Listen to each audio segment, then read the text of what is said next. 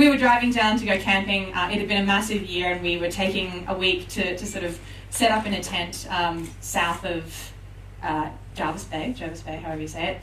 And we were asked to think about next year and coming to do lectures to speak together. And it was both a massive honour to be asked in the first place, but it was such an awesome way to think about our work together. We've just sort of been working informally together for the last 5 or so years, and more recently actually working together on something specific. But the idea that we could collaborate and think about how we would tell our story to all of you here was a really awesome opportunity. It also felt a little bit like a therapy session without like a safe person in the room to sort of mediate between us, but it's been a really cool process so far.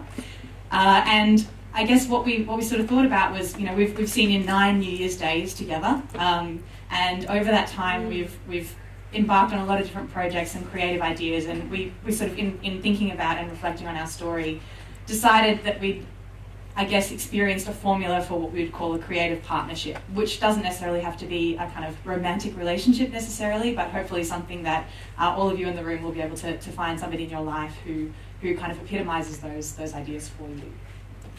Good start. This is actually the best New Year's for me, because it involved waking up at 5 and going surfing at Noosa while Loz did yoga on the shore. I actually just slept on my yoga mat. It was really good. It was early. And yeah, doesn't time fly? Yeah, just echoing Loz's few comments. It's amazing to be here. Knew of Do some years ago, saw it happen here last year, and then when we got that email driving, it was just the best, best little thing to receive. So thank you to everyone involved for having this here. Righto. Start. So the first part of our recipe, or what we want to share with you today, is food. First chapter, if you like. And it's really important from our perspective, and what we're going to talk about is you need to feed the other person and you need to be fed. But to go back to the start, so this is a shot of Ben and I. So Joseph Mark, which was the first company I started, did a uni degree, did a private advertising course, and out of that, of course, started a business. So not another one of Buckminster Fuller's thing is that things happen at 90 degrees to what you think you're going to do. And that's exactly the case with Joseph Mark. Best mate Ben for a while, we thought we wanted to create our own work environment so we could basically do the work we wanted to do. Very simple. And has some nice synergies to what I ended up doing. We used to work in a back shed, not wearing shirts as you can see, and lived together and dated sisters. So it was, I'm not one of the sisters. this is that's where it gets DLA before Lauren Anderson. Yeah, and so and Joseph Mark, this is his logo now. I think our first tagline as well was "Sexy Business." Yeah, Joseph Mark was an ideas company, a branding, design, marketing, web. We were doing everything. We ran off the back of the NEACE program, which some of you might be aware of, up in Brisbane. It was great. We worked on our own for the first year, employed Ben's now fiance the second year, moved into a fantastic office in Brisbane called the Substation, and really grew a special space with a lot of other businesses in there, all with the idea of, I guess, creating, work should be fun, work should be something you enjoy, working with friends and good people and all those nice things.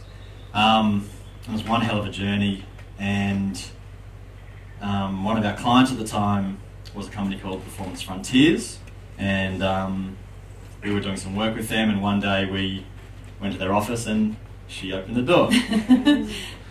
So I had also done a similar course to Josh, Creative Industries at QUT, and had sort of assumed that my career path would be a progression towards seniority, and I would kind of go this step-by-step process. And I was offered a job from one of my university tutors, the founder of Performance Frontiers. Her name was Gretel.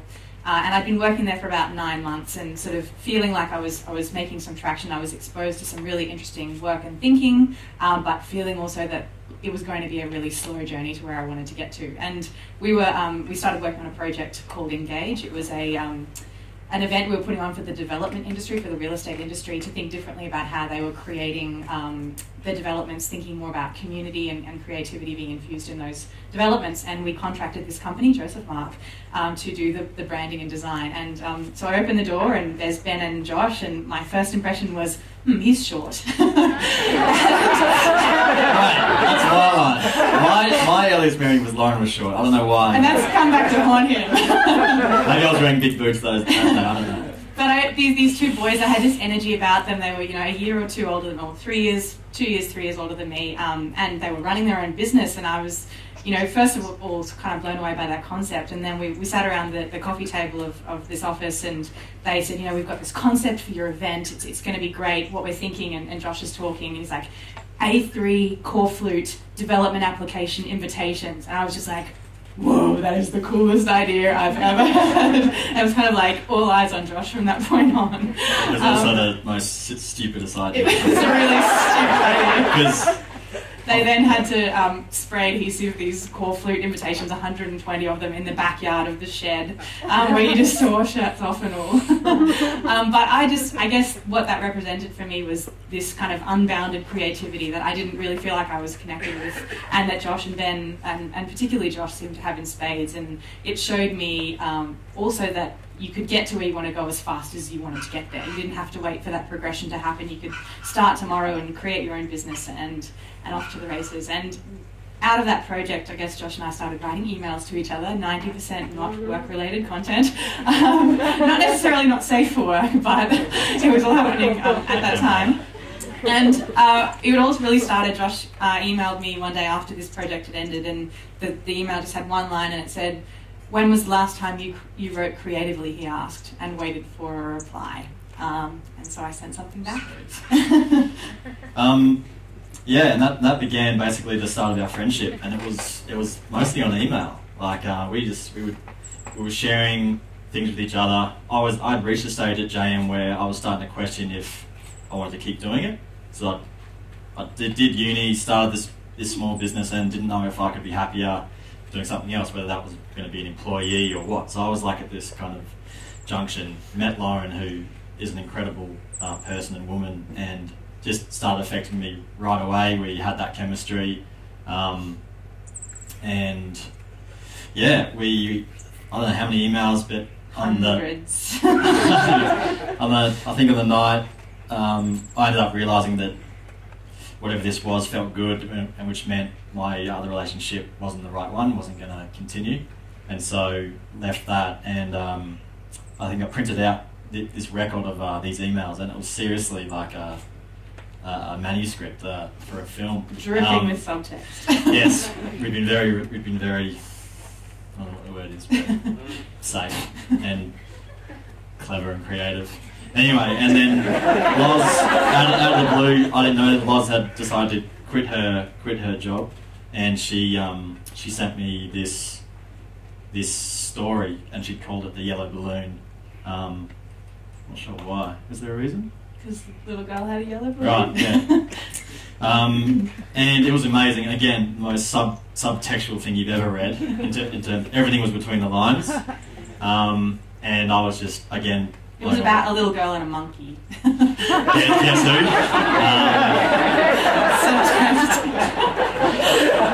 and then I wrote back to Lauren's, and then surprised her by printing a book out of it, and we called it The Yellow Balloon. And it was just a great record of what our relationship was at that point in time. And yeah, basically stuff started to move. So I had quit my job. Josh was feeling a little unsatisfied with where he was at, but we didn't really know what was going to happen. We'd been together about 1.5 years, and so decided to go to India for a 5-week holiday together, which is a whole other kind of test. But before we went, I'd been offered a job in Sydney through my first boss, Gretel, and it was like, great opportunity to get into a different environment and see what would happen there. And through this whole trip in India, Josh didn't really know whether he was going to come with me. It was literally in the last probably week that he decided to come. And then when we got home, I had a week. We had a week to pack up from our house in Brisbane and move to this 32 square metre studio to fit all the stuff that was in our 4-bedroom Queenslander in Brisbane. So it was a really big move, but something that's brought us to our next part of our journey.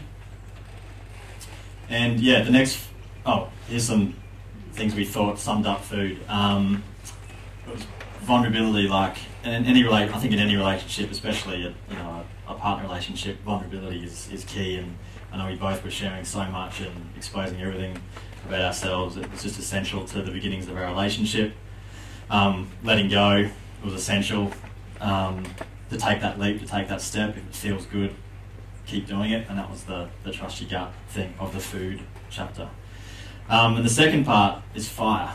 So this thing we're developing, food, fire, and fire is this next bit, which is both good and bad, I think, but essentially critical to the relationship continuing. Yeah. So when we moved to Sydney, I did enjoy the job that I was doing, but I eventually had this experience in the first 6 months to attend a conference called the Brightest Young Minds conference, and it basically was encouraging young people to come up with social innovation ideas. And before that point, I hadn't really considered business could be socially beneficial. I thought, there was the social side of things, the non-profit world, and then business was kind of corporate greed.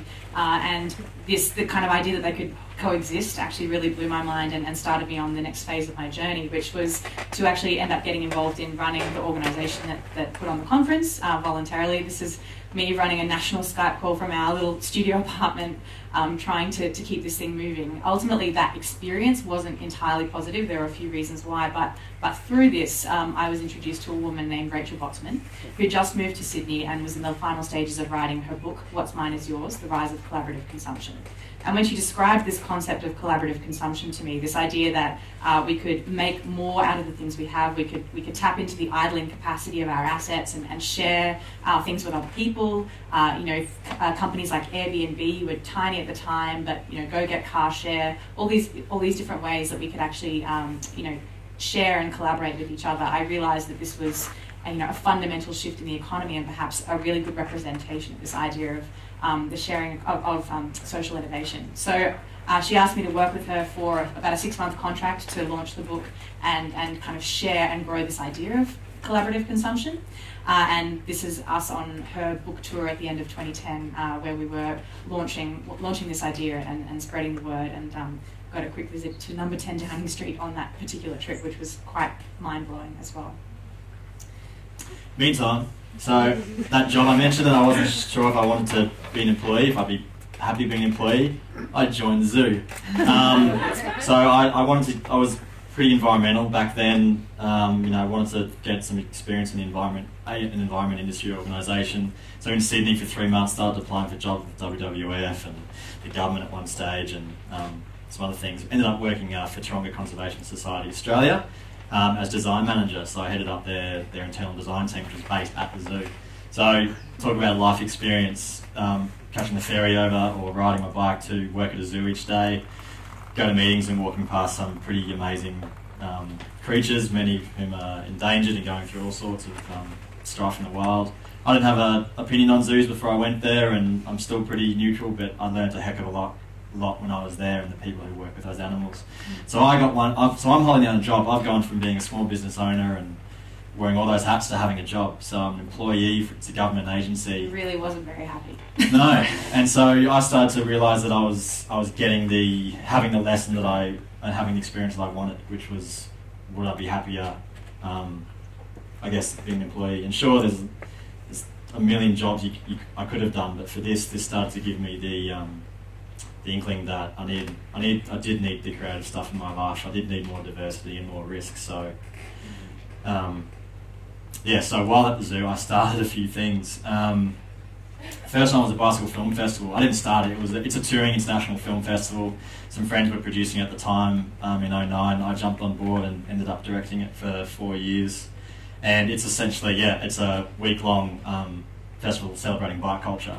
At that time, Sydney, it was up against it in terms of cycleways and cycle policy, and Alan Jones was a massive mouthpiece against it.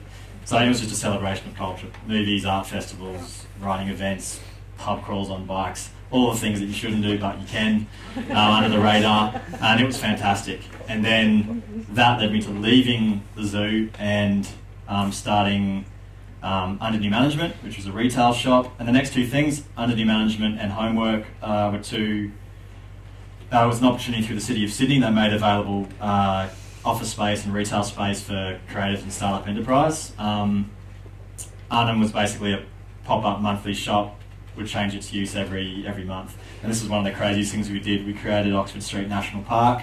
We put a tent in there, a tarp, a barbecue, trees, and put it on Airbnb, and you could sleep on Oxford Street, which we did one night. Yeah, it was pretty fun. Homework was the first co-working space. Small, creative, raw, really suits freelancers and consultants, and we were based there. So at the time we were working from home, needing a place to work. You quit the zoo around this particular time. Yeah. And this, we'll talk about this fire stage, because we then went for us both having lots on. And Producer is a branded content company that I run with a very good friend, and we found ourselves in Japan making a documentary. And so it was just this real throw everything at the wall and see what sticks phase for me coming out of the zoo. And at the same time, Loz was having an equally crazy life. Yeah, so what started as a 6-month project has become a 5-year business partnership with Rachel that has resulted in some of the most kind of amazing professional experiences in my life thus far, whether it's speaking on a panel at South by Southwest with the founder of Airbnb and the founder of TaskRabbit, getting my silly mug on television for One Morning with Koshi, meeting the founder of Meetup, and most recently actually sharing the stage with Rachel at a conference in California, which was a really amazing kind of culmination of all of the work over the last 5 years. But I think that the other part of that was the travel schedule that had developed over the last few years. I think in 2010, at the end of the year, I said, I'd really like to go to 3 new cities next year. And that ended up being 7 cities on different trips. And it just really cascaded from there, where I was suddenly every month or every couple of weeks going to a new place, on a new trip, to share these insights around collaborative consumption, to meet the founders and entrepreneurs who are making this happen. So it went 7 cities to 10 to 14 to 17 cities in the 1 year, and already 4 so far this year, which started to feel like I was losing a bit of control. And as Josh said, he also had so many things on that it was just becoming a bit of ships in the night, and really struggling to kind of stay afloat from all of that. But what really kind of held me together through all this was, the incredible people that I was able to meet, the people who were really making the collaborative consumption movement happen on the ground, so passionate about the potential of this opportunity and the movement to think differently about business, think differently about our assets, and that's really been a driving force for me over the last few years. And so I think this fire phase that we're talking about, it's like, this is when the good and the bad comes out, because it was just like sharing everything and having a working relationship meant that everything's open, everything gets discussed, and Loz, being the person she is, gives it to me like heaps. And there's so many things I do too many things at once, but as I had said during this writing process, there's nothing like being burnt but knowing it's good for you. And that was the case for me, because no one else was telling me what I needed to listen to other than Loz. And to have that partnership during that phase it's like the really, really priorities do emerge, because you start to realise, well, this isn't sustainable, and I need to get better, whether it's communication, whether it's business-wise. All those things were happening in this phase, which is kind of leading us into our third chapter, and we've been given the 2 minutes, so we'll be really quick. So now I find myself, I've closed down Arnhem just the other week under new management. Homework's kind of looking after itself, but it will be released at the end of this year. And I find myself making some pretty entertaining travel, food-based content projects at the moment. We build online entertainment properties with talent and brands. And one of them is with a couple of guys off MasterChef a couple of years ago. And so the last couple of years of my life has been pretty awesome as well, but at a different pace and I guess a different feeling around them compared to what it was a couple of years ago. Which leads us to kind of starting the common room. So the common room is our second co-working space, and it's big. and it's been open since October, and we started a company, funny enough, called Yellow Balloon Ventures, to kind of say, well, we have very different skills, as you probably can tell, and different styles, and they work together really well. And so the Common Room is a bigger co-working space for growing businesses. Yeah, so I think, as Josh said, even in that phase that I was doing the work that I was doing, I really actually needed a lot of his support to push myself further, because there was a lot of intimidating things that I was doing, throwing myself into speaking in foreign countries where it hadn't necessarily been what I was used to, and that idea of pushing yourself but being pushed either gently, as is the case for Josh with me, or vice versa, me kind of maybe cracking the whip a little bit more for him, but also following what fuels you. And I think we both knew ultimately that it was good, that we were on the right track, we just needed to push each other to go further. So it leads us to this final stage that we feel like we're at now, where we're realising that while it's been hugely supportive the way we've worked together so far, we actually need to start looking outside again and giving each other the freedom to get stimulus from other places, to explore a bit further. For me, that's actually culminating in actually a bit of a transition phase for my own work, where I'm zooming out even further from collaborative consumption and looking more into the social innovation and social impact business models side of things again. But the first part of that is I'm actually going to be going to Costa Rica for 5 weeks to do my yoga teacher training in May, which is a bit of a transition for me to actually get grounded again and reconnect with some of those things, because life has moved so fast over the last few years. I don't think there's another slide. I think it's just thanks. Yeah, and again, it's what I've realised through the process is I can't burden Lauren with all my, my worries and my issues, and our relationship for it to feed back into the food section where it's about inspiring each other needs to have, it can't all be consumed with work in that fire stage. So I'm realising that, we're both realising we need external sources of help and stimuli to be able to loop back into that original thing which we both felt right at the start, which was feeding each other and being fed. Yeah, so I think for us, I think it's about reflecting on, do you need to be nourished right now? Do you need your fire to be kindled? Do you need to be let go and to be set free? And what stage are you in? And also, who those people are in your life that actually can help you with each of those stages? And I think we do move through them and almost sequentially, but it's really important to know where you're at to bring that right influence in. And that's where we feel like we're at today. So thank you very much. Thank you.